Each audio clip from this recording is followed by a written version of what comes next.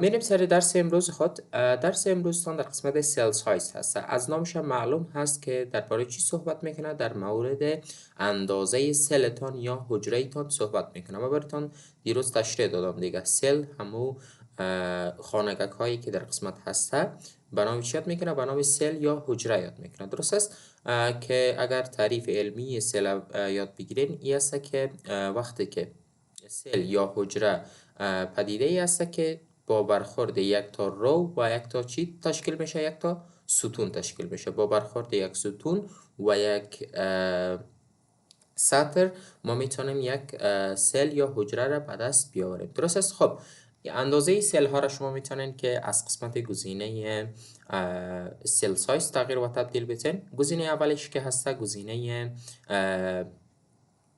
هایش هست که در قسمت شما میتونین که اندازه بالا و پایینش کوچک یا بزرگ بکنین. از قسمت اگر من اندازه زیر بزرگ بکنم میبینین اندازه همون سل ما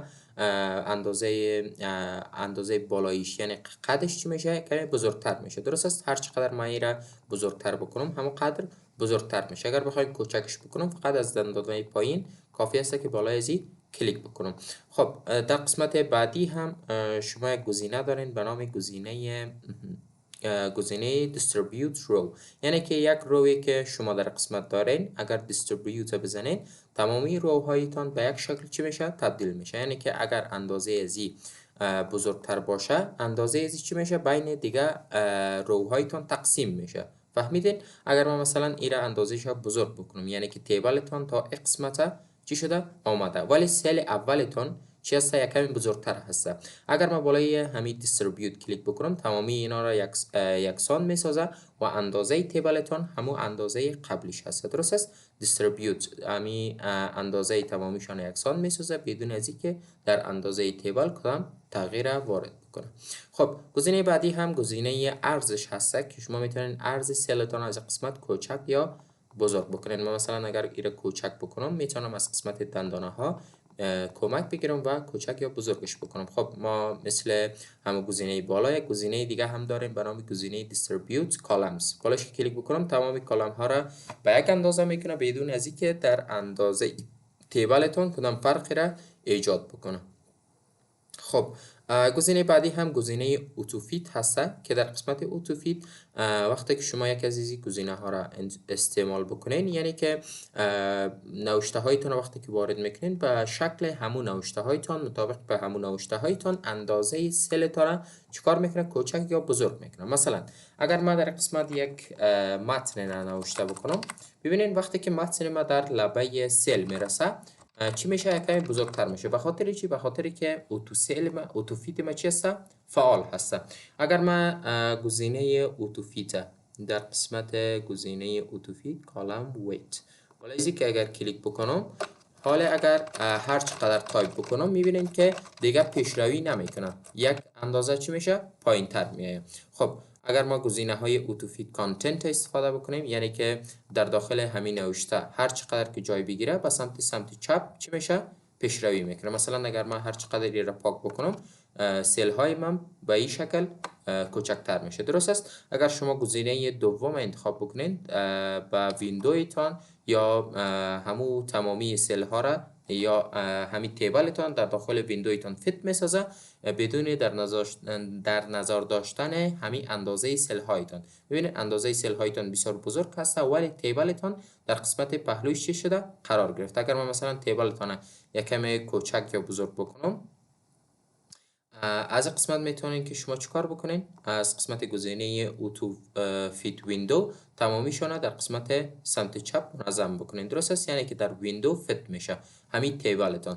ولی اگر قسمت های بعدی مثلا فیکسد کالم ویت یعنی که اگر ما در قسمت همین فیکسد کالم ویت بزنم یعنی که کالم ما در قسمت قفل میشه، یعنی که هر چقدر ما نوشته بکنم دیگر در پایینش میبره. درست است؟ اگر ما مثلا در قسمت این گزینه را پس دوباره غیر فعال بسازم هر چقدر که برای غیر فعال سازی فقط کافی است گزینه اول انتخاب بکنین. حالا هر چقدر نوشته بکنم چی میشه؟ به طرف سمت راست امتداد پیدا میکنه. خب این بود از قسمت گزینه اتوفیت و همچنان سایز هایتان که از قسمت گزینه اول طولشانه میتونید کوچک یا بزرگ بکنین و در قسمت گزینه بعدی که ویت هست یا ارزش میتونید که کوچک یا بزرگ بکنین و از قسمت گزینه اتوفیت گزینه اول که است اتوفیت کانتنت هست، یعنی که شما به صورت افقی میتونین که هر چیزی را که بخواین نوشته بکنین. درست است؟ مثلا اگر ما در قسمت بعضی از کلمات حذف بکنم و هر چقدر که نوشته بکنم به سمت چپ یا که به صورت ارزی چیکار میکنه؟ امتداد پیدا میکنه سلتان. ولی اگر ما گزینه فیکسد کالم ویت بزنم چیکار میکنه؟ حالا به صورت عمودی یا به صورت طولی چیکار میکنه؟ ارتفاع خود حفظ میکنه. مثلا من هر چقدر که نوشته بکنم به صورت طولی یا به صورت بالا و پایین چیکار میکنه؟ اندازه خود کوچک یا بزرگ میکنه نظر به نوشته ای که شما در داخل سل انجام میتین. خب این بود از قسمت گذشته هایتان علاوه بکنین. مثلا چگونه منظم سازی ها میتونین جهت نوشته ایتان تغییر و تبدیل بدین. مثلا از طرف بالا به پایین باشه، از پایین به بالا، راست به چپ، چپ به راست. میتونین که همو اندازه هایشان مثلا در قسمت بالا قرار بگیره. تمامی اینا را حال عملی کار میکنیم. خب اول از همه که شما بهترتر بفهمین، ما در قسمت یک تا سل وارد کردم. برای وارد کردن یک تا سل شما فقط کافی است در قسمت تیبل همون گزینه یک بر یک چیکار بکنین؟ استفاده بکنین. حالا در قسمت شما یک تا سل دارین. خب میریم از قسمت گزینه تیبل لیاوت درس پیشترتان یک کمی اندازه ارتفاعش بزرگتر میکنیم تا شما بهترتر بفهمید. خب در قسمت سل خود من نوشته میکنم شبیر نوشته کردم و میبینید که نوشته ما در کجا قرار گرفته؟ در قسمت بالا سمت چپ قرار گرفته. اگر ما بخوایم که در طرف سمت بالا در وسط قرار بگیره، یعنی که در قسمت ما میتونم که از گزینه های بالا چیکار بکنم؟ استفاده بکنم. در این قسمت شما 9 تا جایگاه دارید. شما میتونید که نوشته هایتان در 9 قسمت از سلتان قرار بدین. یکی هست قسمت از طرف بالا سمت چپ. میبینید که حالا همون انتخاب هست در طرف سمت بالا سمت چپ نوشته ما قرار گرفته. اگر بخوایم در قسمت وسط بیاید طرف بالا فقط کافی است گزینه دوم انتخاب بکنم. میبینید در بالا در وسط قرار گرفته. در طرف سمت راست به بالا میبینید که سمت راست به طرف بالا و همچنان در قسمت های صفحه وسط هم شما همین سه تا گزینه را دارین. میتونید در طرف سمت چپ، سمت وسط و همچنان سمت راست قرار بدین و همچنان در قسمت پایین هم همچنان همین گزینه ها را دارین. در قسمت شما 9 تا گزینه دارین که میتونین که توسط یا هر چیزی که نیاز داشتین میتونین که از قسمت تنظیماتشون به دل خودتان تغییر و تبدیل بدین. خب گزینه بعدی که هست گزینه تکست دایرکشن هست. در قسمت تکست دایرکشن شما میتونین که چیکار بکنین؟ در قسمت همین دایرکشن یا جهت نوشته تان را تغییر و تبدیل بدین.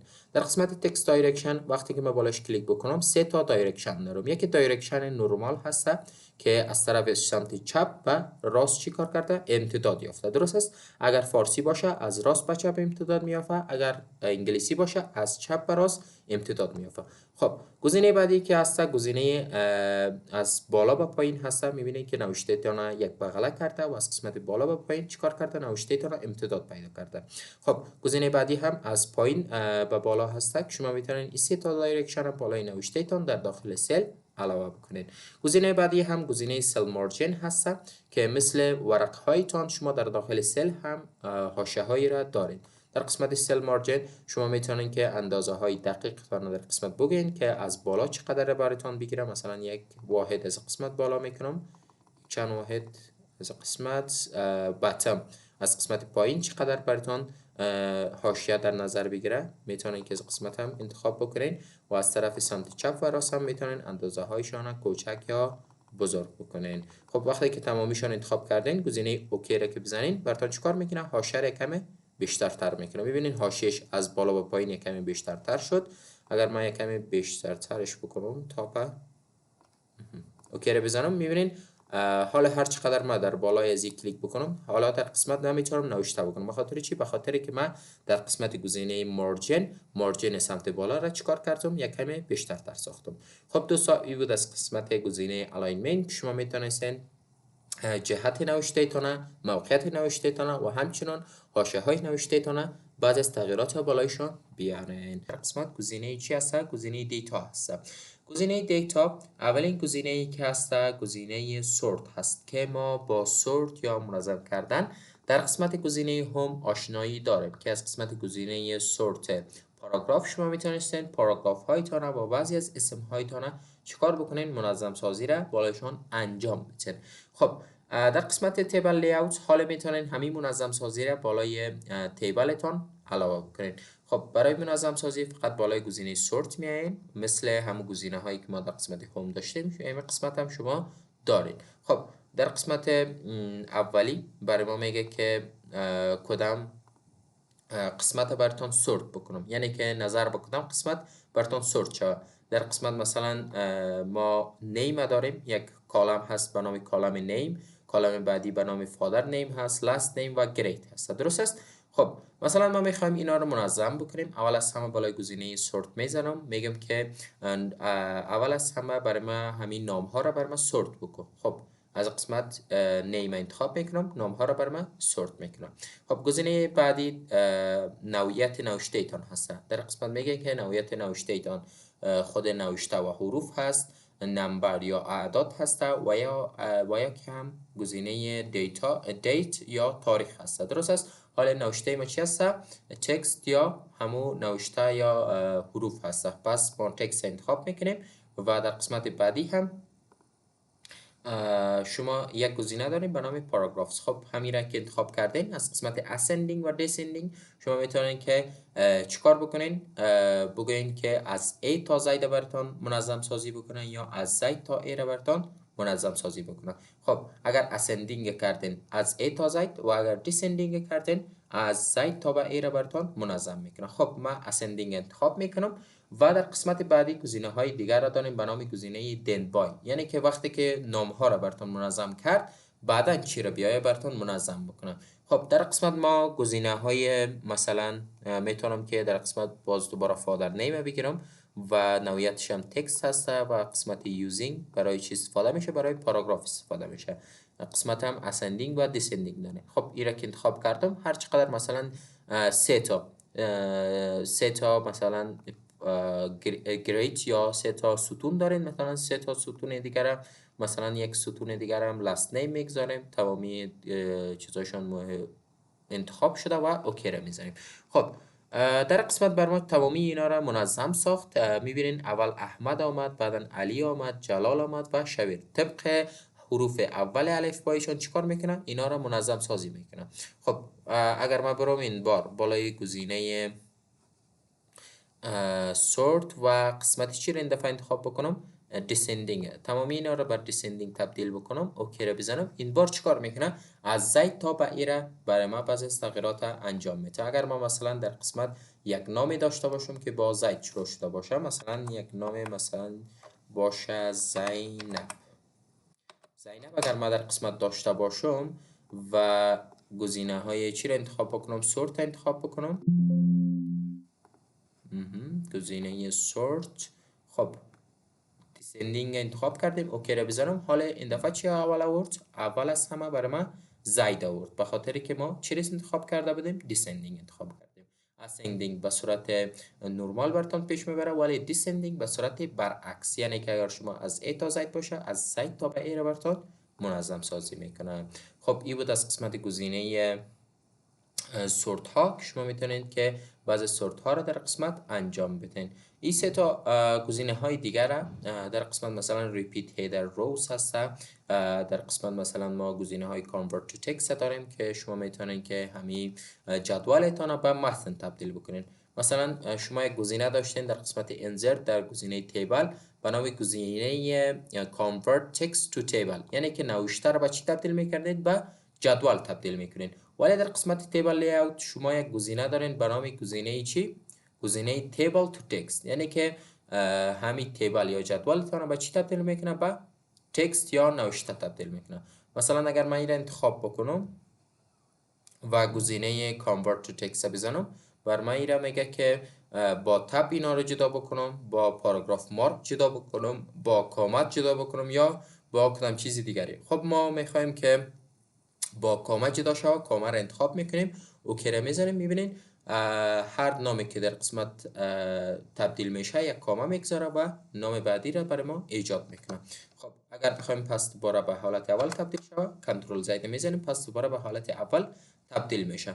خب میریم در قسمت مثلا اگر بگویم که با نقطه این دفعه برای ما جدا سازی بکن، فقط کافی است در قسمت آدرس بیایم و در خانه خالی نقطه را وارد بکنم. اوکی را که بزنم، حالا به جای کامه با چی برای ما چیکار کرده؟ جدا سازی کرده، با نقطه جدا سازی کرده. خب این بود از قسمت گزینه کانورت. و گزینه بعدی که ما داریم، گزینه اولی که اول از همه برای ما خاموش بود، گزینه چی هسته؟ repeat header row هسته. یعنی که هر سطری که داریم header row هایشان اگر یکسان بود براتون چیکار میکنه؟ از بینشان میبره. مثلا اگر من در قسمت repeat header rows بزنم، اگر header row هایی که مثلا repeat یا تکراری بوده بر ما چیکار میکنه؟ حذف میسازه. درست است. گزینه بعدی هم فرمولا هست که در قسمت شما میتونید بعضی از فرمول ها را وارد بکنین. مثلا اگر ما در قسمت یک نمبر داشته باشم، سالاری باشه، این گزینه هایی که در قسمت دارین، این سه تا گزینه ای که در قسمت دارین شما در درس های اکسل خود به شکل واضح تری را شما میخوانید. درست است. فقط همین قدر در این روزها بفهمید که convert to text میتونید که جدولتون رو به تکست تبدیل بکنین. از قسمت repeat header rows تمام هیدر های تکراری میتونین حذف بکنین و قسمت فرمولا هم میتونین بعضی فرمول ها را وارد بکنین. یک فرمول ما براتون کار میکنم. مثلا در قسمت ما داریم سالاری یا همون معاش و این قسمت هم ما تاکس داریم، TAX tax. و در قسمت بعدی هم یک گزینه داریم به نام گزینه توتال. در قسمت سالاری اگر زینب معاش 6000 روپیه باشه و تکسش چقدر باشه؟ تکسش مثلا هست 80 افغانی. خب اگر ما توتالش رو بخوایم پیدا بکنم، از کدام فرمول استفاده میکنم؟ بالای فرمولا کلیک میکنم و در قسمت بر ما چیکار میکنه؟ همون فرمول مورد نظر یا فرمولی که براتون پیشنهاد میشه را در قسمت میاره. خب ما در قسمت خودم فرمول خود نوشته میکنم. گزینه لفت هست و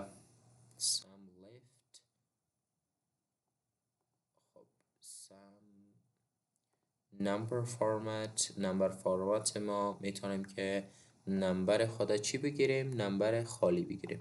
خب نمبر خالی past function abc and خب این فرمول هایی هست که شما در اکسل کار میکنین. درست است. نیاز نیست که در درس های ورد اینا را یاد بگیرین. اگر خواستین که در داخل ورد همو فرمولا را کار بکنین، فقط کافی است در قسمت انزرت بیاین، گزینه چی را انتخاب بکنین؟ اکسل سپریت شیت انتخاب بکنین. بسیار ساده و راحت میتونین که فرمول هایتان وارد و انجام بدین. درست است. خب در قسمت بعدی ما گزینه های فرمولا را داشتیم. repeat header rows یعنی که هیدر های یکسان حذف میکرد، convert to text تیبلتون به تکست تبدیل میکرد و گزینه های sort که براتون منظم سازی را انجام میداد.